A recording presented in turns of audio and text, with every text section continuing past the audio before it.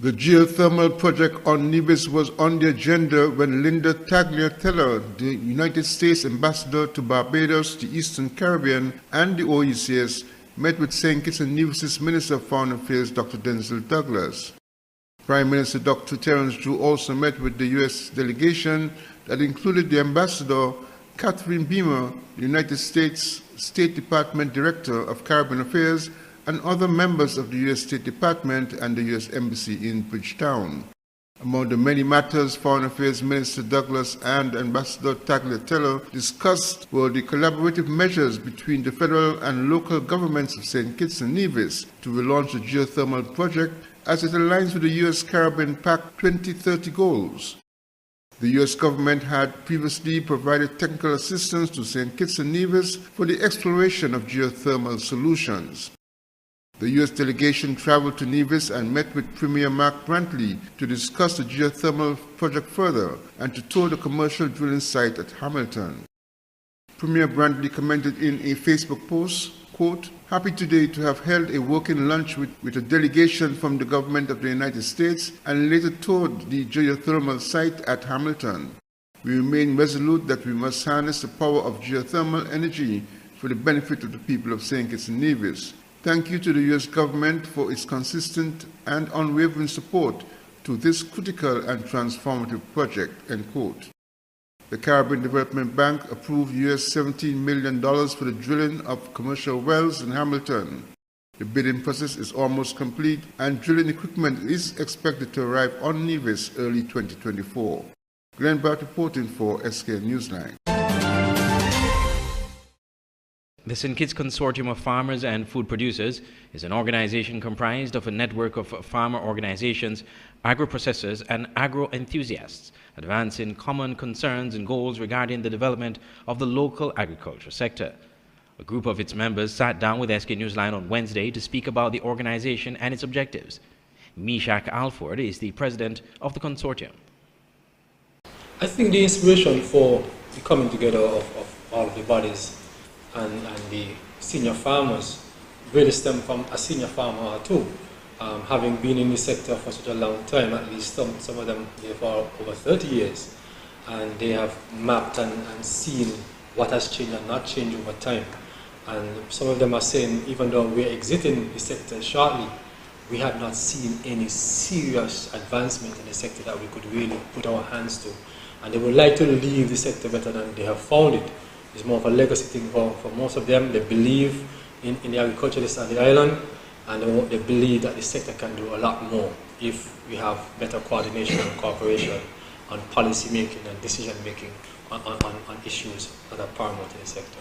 Esmond Henderson, a farmer and a member of the consortium, disclosed that the organization have had meetings with the Ministry of Agriculture, and while there were some pushbacks in the initial stages, the last meeting held recently was fruitful. It was always done from a top-down approach where the ministry planned and we, the implementers, just try to implement accordingly. And that has created a lot of problems and a lot of back and forth within the community. But I want to say, the last meeting that we had with the permanent secretary and the minister, I think was a very fruitful one. I believe that we had an opportunity to listen, and we heard things that we weren't aware of before. We said things that was never said before. It was an environment, I believe, that could lead to a fruitful collaboration. Meanwhile, Blind Broody, another member of the consortium, explained the need for the organization, arguing that the agriculture system in St. Kitts is broken and needs attention. We are having to invest more, and in a lot of cases, the return is becoming even less. So your margin of profit is it's diminishing. And so we recognize that because it's a broken system, we cannot just continue to throw investments, throw inputs into a broken system without having to build it out. And so we recognize one of the first things we must do is to foster, to encourage that collaboration, because the farmers, we're the ones who are going to implement any policy plan program that might be introduced by the department and the ministry. So once we encourage that kind of collaboration, then we recognize that we're going to be in a better footing, really, to move the ministry forward. And so that farmers then would have that ability now to just simply apply their trade once we would have built out the ministry. The full interview with members of the consortium will air at a later date on SK Newsline online networks and sister TV channel TVC Channel 40 on the cable, as well as Voice of the Caribbean Radio. I'm Andre Huey for SKN Newsline.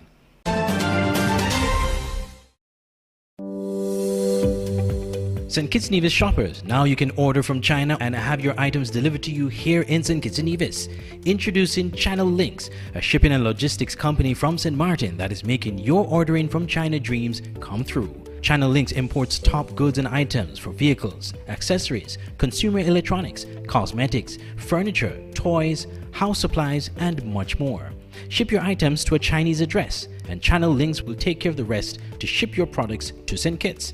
If you wish to get your items much faster, Channel Links also offers air freight services. So shop on Alibaba, AliExpress, and other Asian shopping sites. Get low affordable prices and get your items shipped to you. Call or WhatsApp Channel Links in St. Martin at 1-721-554-4802, 580-0171, 580-0065, or 580-4834. Or you can email them at contact_us@channel-links.com. Channel Links, your shipping solution.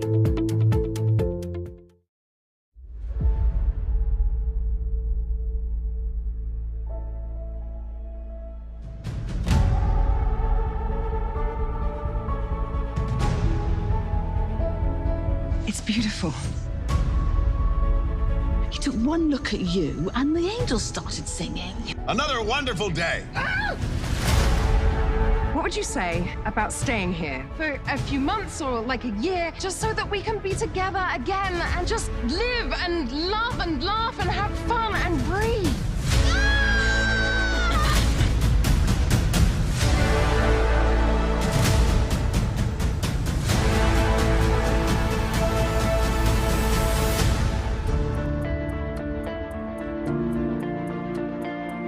Why are you hiding out on a little Caribbean island, singing in a beach bar? When I came here, I was at peace, and I never left. This is the beating heart of Nevis. This is what grounds me, what feeds my soul. It's where I found myself. I hope your life here will be full of joy. Love this island, my son. She will give you more than you can imagine.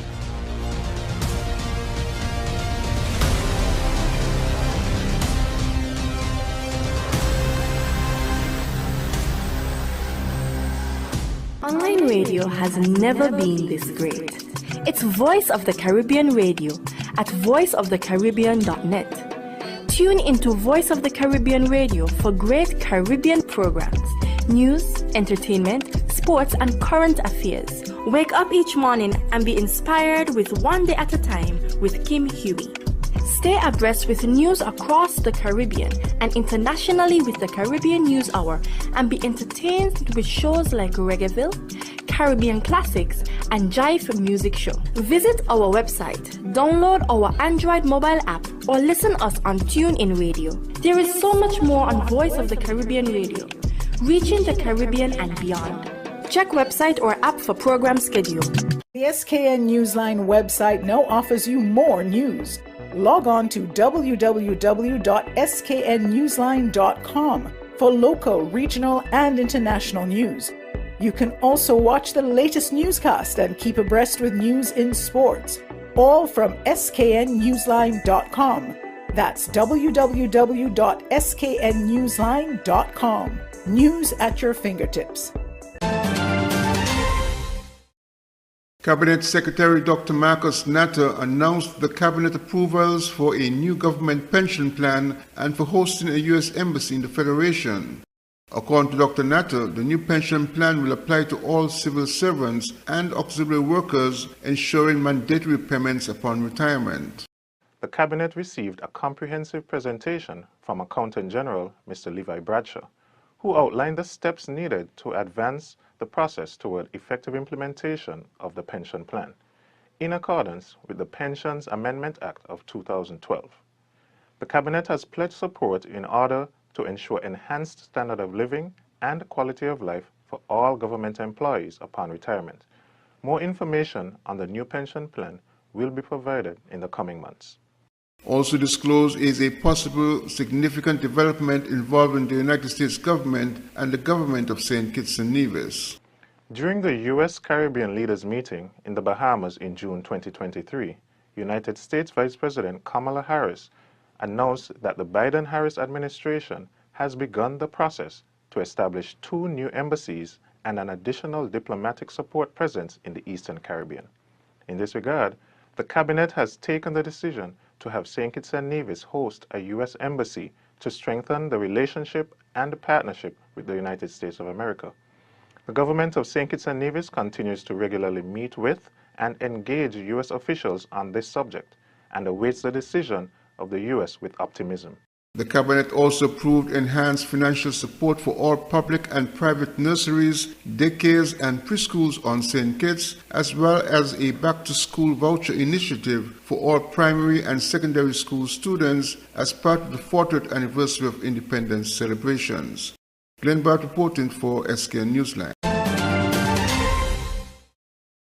On August 14th, the National Carnival Committee released its first version of the National Carnival Calendar for Sugar Mass 52. In a live broadcast on state media, Chairperson Shannon Hawley and Director Clement Monarch Ogaro gave a comprehensive overview of plans and events for Sugar Mass 52. But this year, the National Carnival Committee has compressed the official Carnival calendar into 19 days.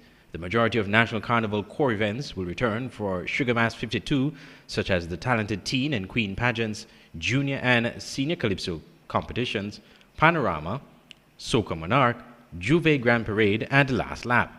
The committee has also introduced a new event highlighting and promoting local clothing designers and other creatives titled Rock the Runway. The calendar also includes the return of the highly anticipated events hosted by the Department of Creative Economy, such as In the Spirit of Christmas, Folklore Galore, and Midnight Escape Street Festival, as well as several private fetes, cultural events, and boat rides. On September 6, 2023, the National Carnival Committee will unveil the contestants participating in the Miss St. Kitts and Nevis Queen pageant during its official media and sponsor launch. Executive members of the National Carnival Committee and various committee chairs will also provide the media with updates on various events at that time. Sugar Mass 52 will be celebrated from December 15th, 2023 to January 2nd, 2024, under the theme All In With Your Crew for Sugar Mass 52. Andre Huey, SKN Newsline.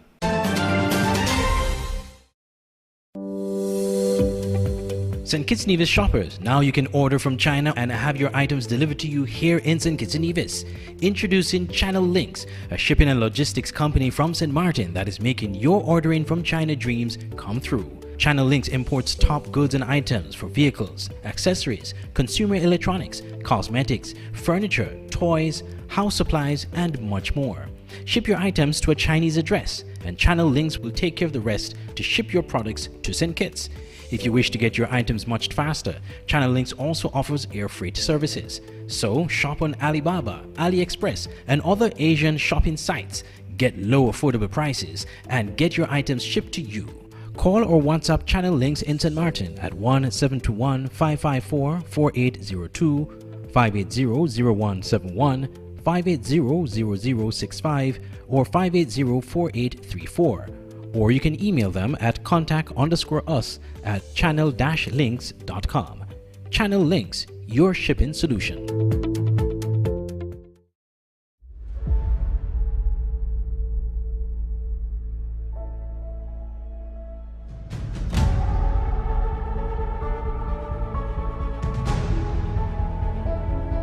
It's beautiful. He took one look at you and the angels started singing. Another wonderful day. Ah! What would you say about staying here for a few months or like a year, just so that we can be together again and just live and love and laugh and have fun and breathe?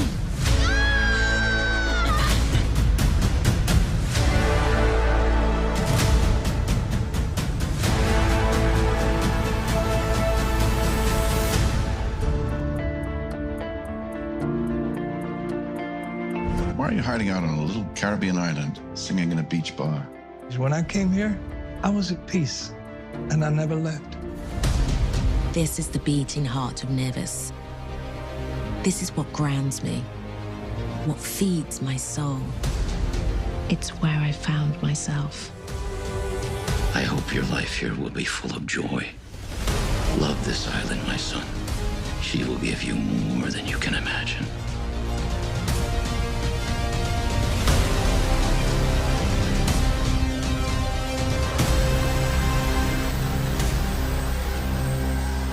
Online radio has never been this great. It's Voice of the Caribbean Radio at voiceofthecaribbean.net. Tune into Voice of the Caribbean Radio for great Caribbean programs, news, entertainment, sports, and current affairs. Wake up each morning and be inspired with One Day at a Time with Kim Huey. Stay abreast with news across the Caribbean and internationally with the Caribbean News Hour, and be entertained with shows like Reggaeville, Caribbean Classics, and Jive Music Show. Visit our website, download our Android mobile app, or listen us on TuneIn Radio. There is so much more on Voice of the Caribbean Radio, reaching the Caribbean and beyond. Check website or app for program schedule. The SKN Newsline website now offers you more news. Log on to www.sknnewsline.com for local, regional, and international news. You can also watch the latest newscast and keep abreast with news in sports, all from sknnewsline.com. That's www.sknnewsline.com. News at your fingertips.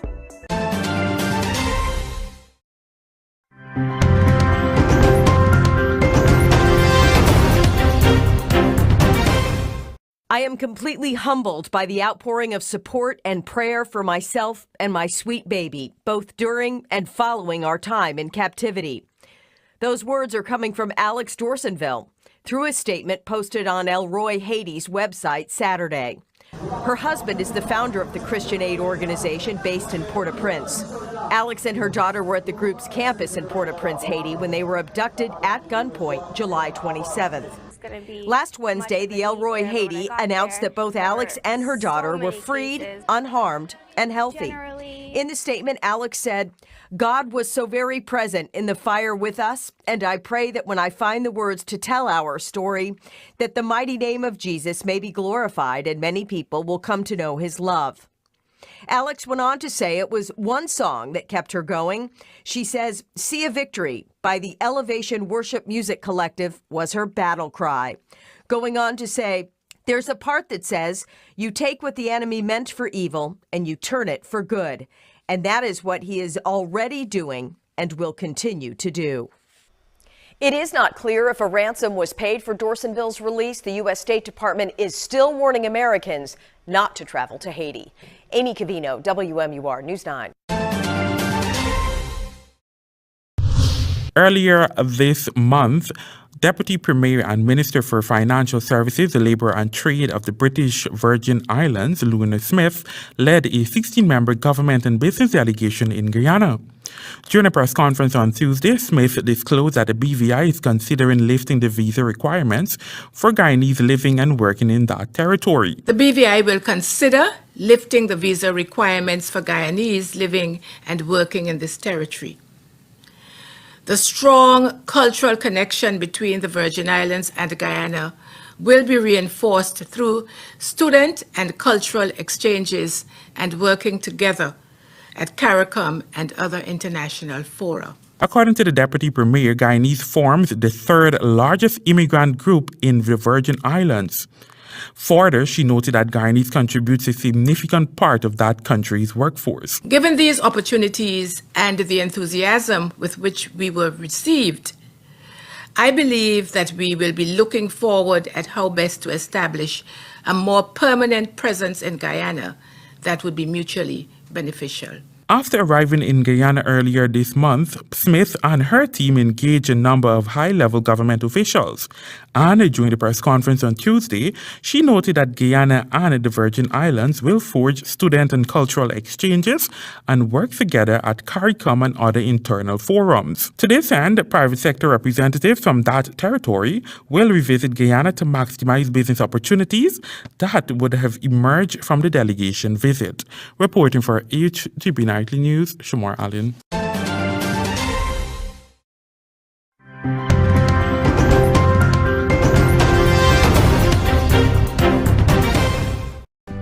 We start with that breaking news from Niger, where at least 17 soldiers have been killed in an ambush. The military leadership says that its troops were attacked by an armed group near the Tillaberi region. It also said its forces killed several of the fighters. Ahmed Idris is in the Nigerian town of Katsina. That's near the border with Niger. Ahmed, this broke just a few moments ago. What do you know at this early stage? Well, it's a continuation of the violence we see on the Niger, Mali and Niger-Burkina Faso border. This attack happened days after another one that killed several Nigerian soldiers on the border with Burkina Faso. So it looks like the whole thing is spreading faster. Now, that's one of the main concerns of security analysts in the region about the continuing growth of coups in the region.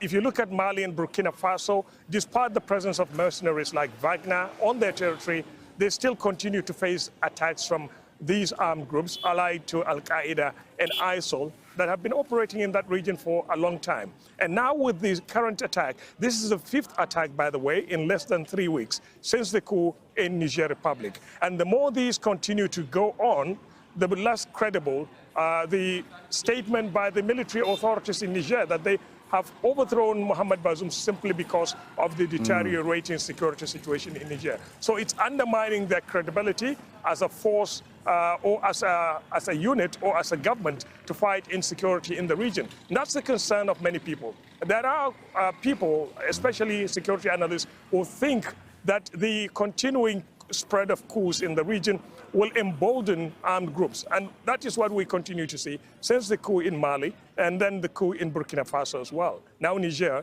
is suffering the same fate. Ahmed, it bears repeating this fundamental point that you made, that this latest coup, and it was the case with previous coups in Mali as well, this latest coup was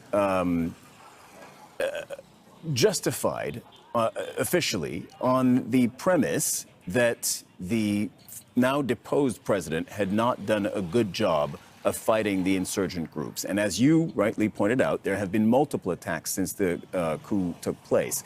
Do we know if the junta has changed anything to its military readiness or to its tactics to effectively fight these insurgent groups? I think rather than improve the security situation, it has even gotten worse. Remember, the Americans and the French have been training French forces, especially the Americans, but with the suspension of such partnership or agreements with the Nigerian forces, it makes life a lot more difficult. It will be difficult for Niger now to source for equipment, to source for the weaponry to deal with the rising cases of attacks by these armed groups in the Sahel. And then, of course, the concern is that Niger doesn't have enough resources to go and source these weapons or other technical advice outside the country. It may have to rely on countries like Mali and Burkina Faso for expertise and also support from the mercenary groups that have been operating in these two countries. But how much can they give? How long will that be? Simply because they too are facing a similar problem. They're trying as much as they can to rein in these attacks on their territory, and we don't see much progress in that regard. They continue to witness these, and I think what will happen in the next few months or so, if this coup survives it, will be public anger directed at the coup plotters in Niger Republic,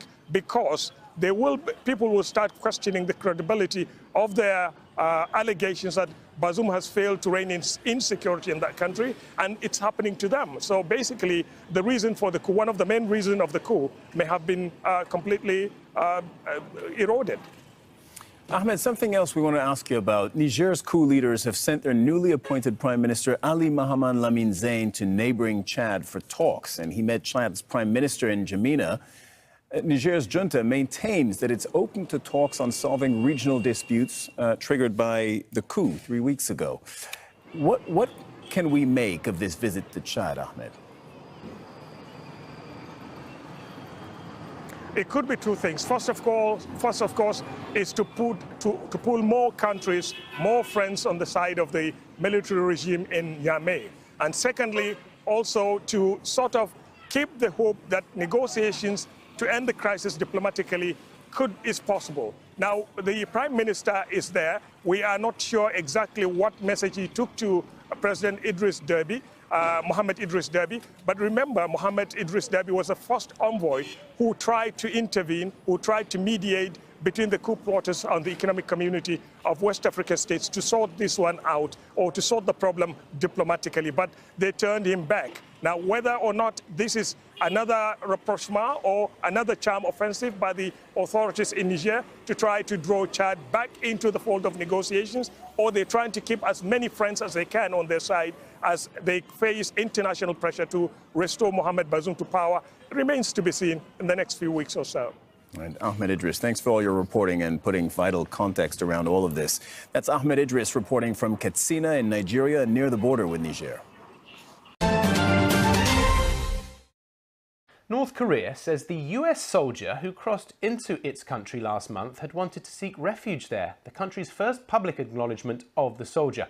State media says Travis King harboured ill feelings towards the US Army and American society in general. Private King ran across the heavily fortified border with South Korea while on a civilian tour of the area. Well, our correspondent in Seoul, Jean McKenzie, gave us this update.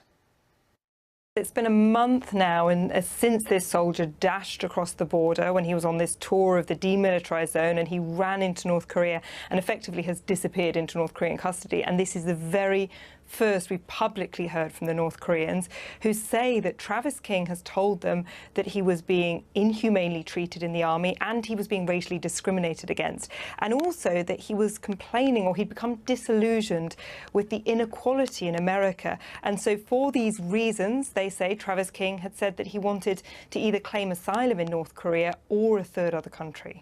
But, you know, this is only what the North Koreans are telling us Travis King has said, because we haven't heard from him directly since he crossed. We haven't seen him. And the Pentagon has said earlier that they cannot verify these alleged comments. But there's a couple of things I think worth noting, which is, you know, Travis King was in trouble with the authorities here in South Korea before he crossed, and he was due to be sent back to the US, where he was going to be disciplined by the military and possibly even discharged. His parents gave an interview to ABC News in America just a couple of weeks ago, and they said in this time prior to his return, prior to him crossing, he had said in one of the phone calls that he was experiencing some sort of racism within the military and that his mental state had significantly deteriorated before he crossed.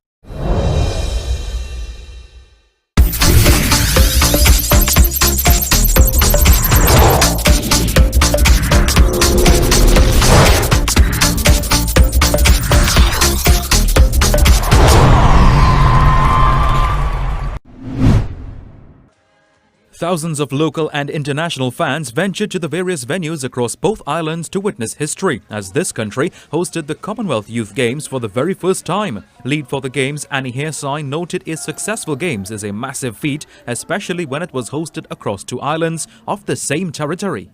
And if you can imagine the arrival of almost 1,500 people coming into the islands through both of the airports, that's a hugely complex operation, and credit to the teams for accommodating that and getting everybody here on time so that we could host the opening ceremony as we did at Hazley Crawford last week. Hairsine was overjoyed with the response of the crowds, especially that of locals across venues. And I think none less than the early gold medal with Nikolai at the Aquatic Centre in Couva. and seeing the home crowd respond to that. And a lot of the volunteers that we've been working alongside, taking real pride in celebrating that victory. And then we've seen that carry on across all the venues, both in Trinidad and Tobago, and really seeing the home crowd come out, support the athletes from any nation. I was at the netball in Shaw Park last night, and every team there was being celebrated by that home crowd. It's absolutely fantastic to see. The Commonwealth lead had these words of encouragement for all who played a part in Trinbago 2023. And as a real legacy of the Games, I would love to see this Hazley Crawford Stadium being used again. I'd love to see Blackrock Beach Sports Facility welcoming the Caribbean or welcoming the world to beach games. And similarly, for me, maybe one of the most marked achievements here is seeing the use of Shaw Park as a sports venue. And I really encourage the local organising committee to arrange more sports activities in that fantastic venue. The opportunity is there, and people have had the experience to really roll out and do that again. Sachin Ramsubag for TTT Sport.